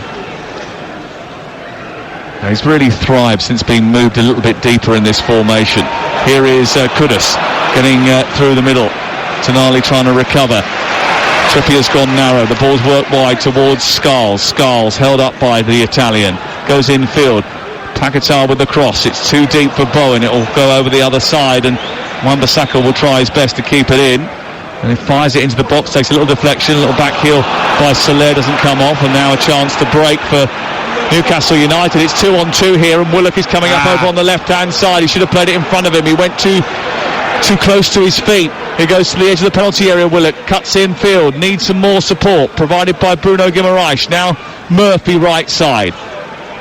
9 minutes to go. Murphy goes on the outside. He's got the beating of Scarles for place in towards the near post. It's cleared away by Kilman. Back out to Murphy again, looking to test Scarles. Goes on the outside, keeps it in. Does he? No. It just goes over the line. In which case it goes out for a corner. If it goes over the line, it's got to be a corner kick. He's given a goal kick, and now he's realised and changed his mind. It's definitely a corner. Yeah, it had to be. I was going to say, yeah. And Michael Salisbury telling Alphonse Areola that, well, the Areola set telling him that the assistant on the near side said goal kick. He did, but it got definitely a corner. Not a good decision. It's getting silly now. Corner it is on this near touchline. Took a little flick off Scarles. It'll be a corner for Trippier to take. He'll bend it in towards. You see, I've just got to interrupt you, Sam. Now, you see, if you look at the setup here, ball delivered into the box, which is headed by Byrne, back across the face of goal by Share. It's kept in by Trippier on this near side. A little bit slow, West Ham, into towards the edge of the 6-yard box. It's away by Kilman. The pressure's on from Newcastle here. Back into the box goes towards Byrne. Byrne heads it down. No one there to pick up the pieces. It's collapsed into the arms of... I can't believe we are 82 minutes Ariola. in. Newcastle have a corner. West Ham are at home losing 1-0, and they've got everybody back. Everybody back. Defending a corner with 8 minutes to go and you're 1-0 down. Why, when you've got Jared Bowen, Kudus, leave them up. Take a risk. My God. I don't know what's to stop. A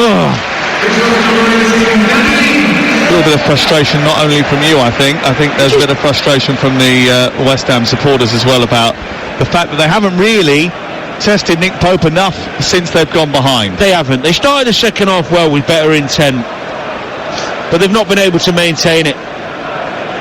And of course the goal has knocked the stuffing out of them a little bit. But things like that are basic. You know, you're defending a corner. I mean, you might as well lose 2-0 than 1-0. Leave two forwards up. Leave Ferguson and Bowen or whatever it is. Well, Ferguson hasn't had a kick yet. Is it? It's coming towards the edge of the area. Good header away by Pope, who came right out of his penalty box to get it clear. Murphy jinks him well. Feeds it into Joel Linton. Good reverse back out to Livramento, and halfway line the ball is taken down the touchline. Into Joel Linton again. Further on to the left. There chance he goes. to get forward by Livramento is thwarted by, again, long-limbed Wan-Bissaka, who stretches out his right leg and pokes it out for a throw-in. Good header by Pope. Yeah, it was. If I was playing on the left against Wan-Bissaka, I'd never run him down the outside, ever. Just no point. You go on the inside every time. Just keep popping, just keep trying to outthink him. Get little positions in the 10 rock. Livramento out to Willock. Willock, low ball through the 6-yard box. No one there to finish it off. And that was a great chance for Newcastle United as Willock went forward down the left-hand side, was fed by Livramento. A low cross through the 6-yard box. There wasn't a single white shirt attacking it. There's a bit of sense of frustration there that they didn't finish that off. Dan Byrne was a little bit upset, I think. He's done well as well, Dan Byrne, I have to say. Terrific evening for him. Well, it means a lot for him to be part of this team. It'll be even more emotional for him than most others if they did manage to lift the trophy on Sunday. Danny Ings has come on, and off has come James Ward-Prowse. Ings has joined the attack to supplement Ferguson, who hasn't had a kick yet of the ball since he came on. He has. They haven't hardly got him into the game. No, that's better, yeah. Literal Larry or something. Well, no, I just think if he's got friends and relatives listening, you say he hasn't had a kick, it's a bit harsh. He has had a kick. How many touches he had, Deck? You can find out. 2 or 3. Here is... are you being pedantic tonight? You trying to get used to... No, I just don't like negativity. You know I'm a positive person. Oh, crikey. Hey? The one who's been sucking the joy out of everybody all night. Glass half full Murphy, they call me. 4 minutes to go before the end. Oh, dear. Oh, God. Crikey. Ball cleared away by Murphy, up over the halfway line. Remind me if I ever need a pickup. Dial your number. Oh, God. 4 minutes to go. Well, West Ham certainly need a pickup. Haven't had one so far. And Soler takes it on, runs down the side of the centre circle, up over the halfway line. And it's played out towards the left. And it's on towards Kudus. Kudus trying to get round the back, and it's eventually cleared away by Murphy. There was a push in the back by Soler. That's going to be a free kick on the edge of the area. And Newcastle United have managed the situation, I think, quite well since going in front. West Ham have got Everton away next, Wolverhampton Wanderers away next, Bournemouth at home, Liverpool away, and then Southampton at home and Brighton away. Don't think it's going to be a brilliant end to the season for them. It never was going to be, really. No.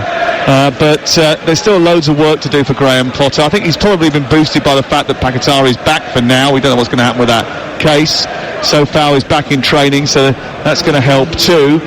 But there's a lot of thinking to do about what shape this team takes going forward next season. This is a period really where he's got to try and build a relationship with the supporters, because this has been a toxic place to be for a lot of the last 2 or 3 years really, despite the Conference Trophy win. Yeah, I think he's got to work out his best formation and trying to get the best out of his best players, which is Kudus and Bowen. How does that work? Whether tonight, like they caused a few problems early on centrally, but while they're both better suited, more coming off wider areas, supporting a striker, I would think so. Wilson down the right, thrashes the ball against the back of Soler. It goes out of play. There's a problem here for Scarles. I think he's got a bit of cramp. Yeah. It's being helped out by the Newcastle players, Murphy. And the ball is going to be with Newcastle when they go forward. Longstaff has come on to replace Guimaraes. He's another one who's going to be rested up for the weekend. The next Newcastle game is live on TalkSport. The Carabao Cup final comes live from Wembley this Sunday afternoon. Looking forward to that. Will be live with us, Darren Bent, Adrian Durham, myself and Lee Clark will be at the Wembley Stadium. First big showpiece event of the year. We've got commentaries for you Tuesday night, Wednesday night, Thursday night, Friday night. Makes a change Saturday. Actually. You don't have to watch Chelsea lose there for once. I got a bit bored of that, to be honest with you. It was happening quite a lot. I know, I was at all of them. Yeah, so was I. I've only stopped crying a couple of weeks ago. Actually, yeah, I went to Chelsea Copenhagen on Thursday night. Crikey. That first half took some watching. Ball out of play over on the far side. Free kick is for West Ham on the far touchline. Maybe there's a chance here. There is a chance. With 40 seconds to go. I'd want Jared Bowen in there though. He's gone over to take the set piece, which is a wide ball over on the far side, level at the edge of the penalty area. I'd be letting Ward-Prowse. He's gone off. Sorry, yeah. He's sitting on the bench, I'm afraid. Bowen left-footed in towards the near post. It's headed into the air by Wilson, I think it was, who scooped that behind. Joe Linton, who brilliant got there first and sent it behind and away for a corner kick away to our left-hand side.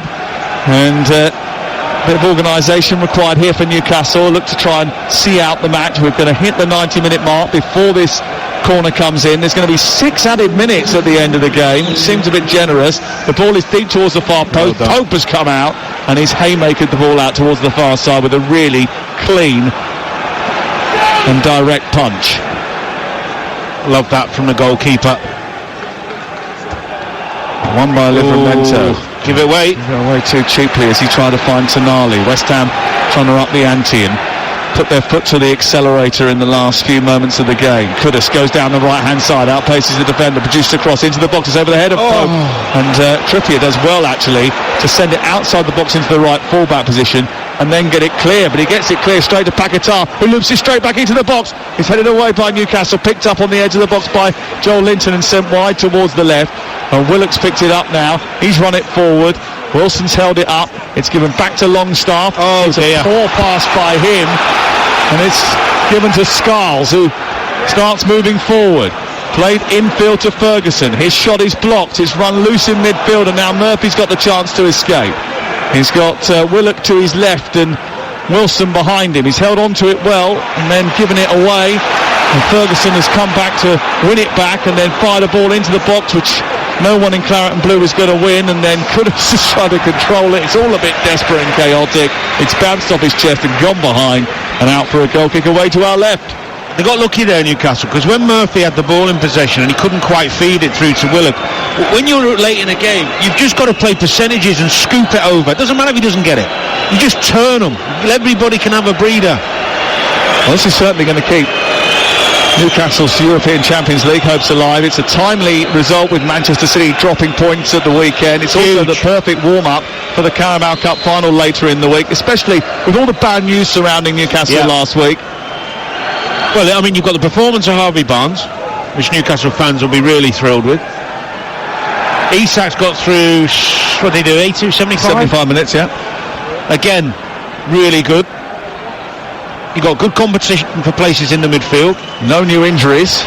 which is the most important thing, I think, at this stage. Oh, well won by Longstaff in the middle of the park. Wilson, it's a poor ball into Joe Willock. Just a little bit ring rusty, I think, still, Wilson. No, that's not a difficult pass. Just take care. If he's got any relatives listening. Love it. It's Ings out towards the right-hand side, feeding the ball into Bowen. Bowen towards the edge of the penalty area. It's taken on by Joel Linton out towards the wide left. And he then robs him, doesn't he, brilliantly. He's so physical, so powerful, Joel Linton.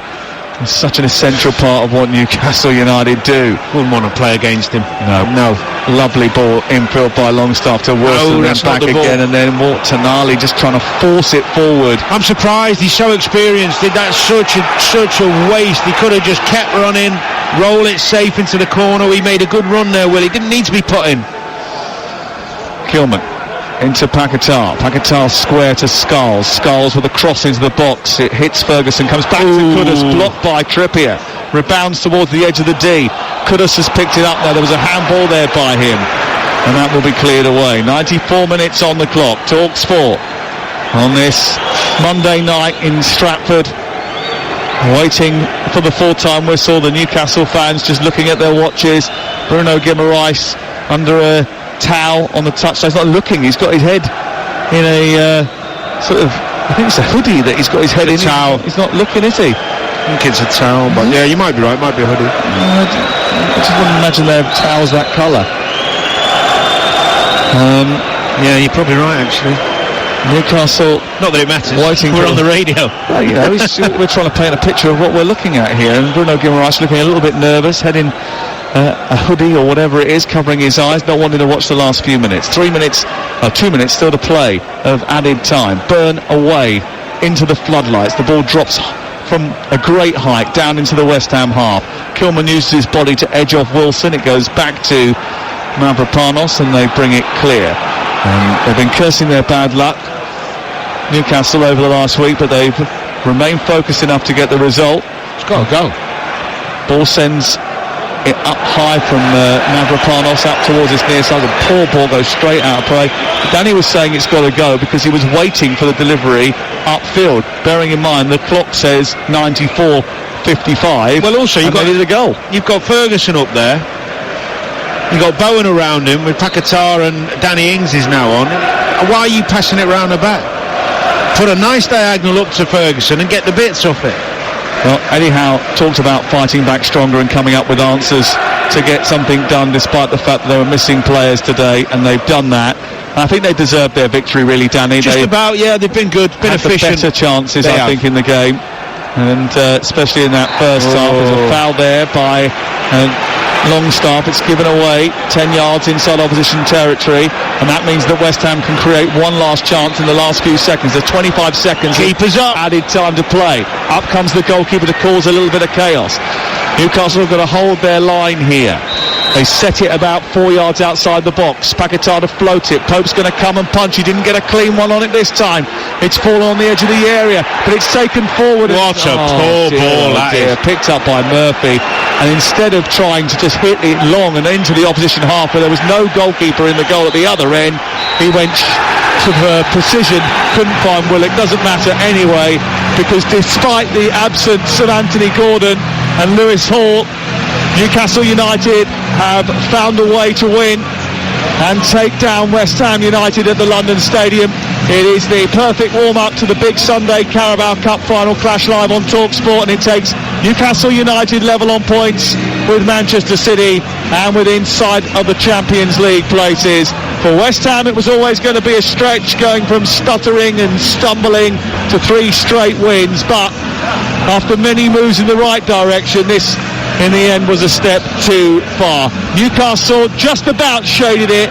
They had the only goal of the game thanks to Bruno Guimaraes, who's finished from a brilliant Harvey Barnes flick over the top of the West Ham defence. He was probably the best player of the match, Harvey Barnes. He created the only goal of it, and West Ham are beaten by 1-0.